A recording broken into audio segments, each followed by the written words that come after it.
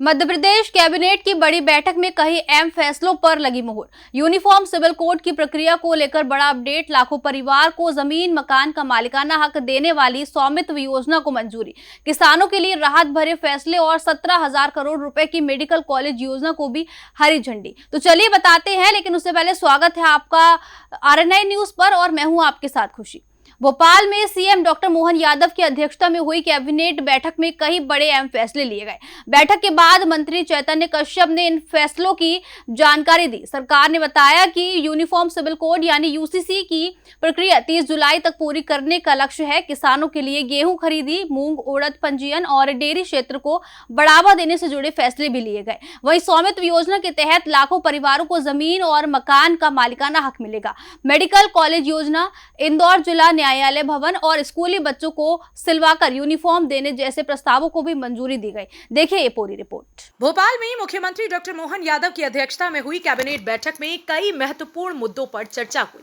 बैठक के बाद मंत्री चैतन्य कश्यप ने फैसलों की जानकारी देते हुए बताया कि प्रदेश में यूनिफॉर्म सिविल कोड यानी यूसीसी की प्रक्रिया तेजी से आगे बढ़ रही है और 30 जुलाई तक इसकी प्रक्रिया पूरी करने का लक्ष्य रखा गया है। कैबिनेट को यह भी बताया गया है कि प्रधानमंत्री नरेंद्र मोदी के कार्यकाल के 12 वर्ष पूरे होने के अवसर पर 5 जून से 21 जून तक प्रदेश भर में कई कार्यक्रम आयोजित किए जाएंगे। सरकार और संगठन सेवा अभियान के तहत इन कार्यक्रमों में सक्रिय भागीदारी करेगी। किसानों को लेकर भी सरकार ने महत्वपूर्ण जानकारी साझा की है। प्रदेश में अब तक 13,42,000 किसानों से गेहूं खरीदा गया है, जो देश में सबसे अधिक बताया जा रहा है। वहीं मूंग और उड़द की खरीदी के लिए पंजीयन प्रक्रिया भी शुरू कर दी गई है। किसान कल्याण वर्ष के तहत मध्य प्रदेश को देश की मिल्क कैपिटल बनाने का लक्ष्य निर्धारित किया गया है। पशुपालकों की सुविधा के लिए गौरस मोबाइल ऐप भी लॉन्च किया गया है। कैबिनेट ने स्वामित्व योजना को मंजूरी दे दी है। योजना के तहत 48,32,000 निजी और 19,000 शासकीय संपत्तियों का चिन्हांकन किया गया है। लंबे समय से कब्जे में रह रहे पात्र परिवारों को निःशुल्क रजिस्ट्री के माध्यम से जमीन और मकान का मालिकाना हक दिया जाएगा। इस महत्वाकांक्षी योजना पर सरकार करीब 3800 करोड़ रुपए खर्च करेगी।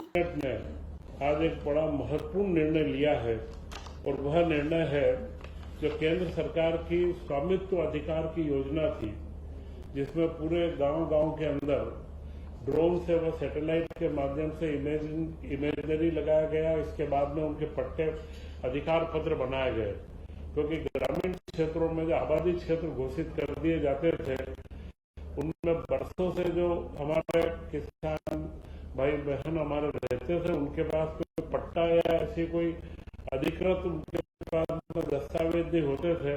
तो उसका एक प्रधानमंत्री के द्वारा जो स्वामित्व योजना का चलन था, वो मध्य प्रदेश के अंदर पूर्ण रूप से 55 जिलों में किया गया और उसमें करीब 48,32,000 निजी संपत्तियां चिन्हित की गई, जिनके स्वामित्व प्रमाण पत्र भी तैयार हुए और 19 लाख से ऊपर शासकीय संपत्तियां उसमें चिन्हित हुई है। आज इसी के साथ में कैबिनेट में